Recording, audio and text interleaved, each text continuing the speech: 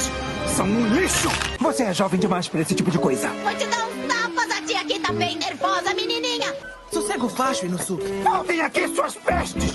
Elas já devem ter batido as botas, né? Nunca ouvi falar. Eu, hein? Eu, hein? O cara é o bichão mesmo. Esposas! Esposas! Como é que um cara como você vai arranjar 3 esposas? Que piada de mau gosto é essa?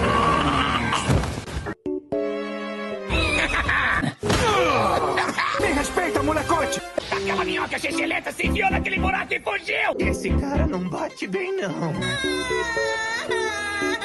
Dá pra fechar essa matraca. Deve ser aqui!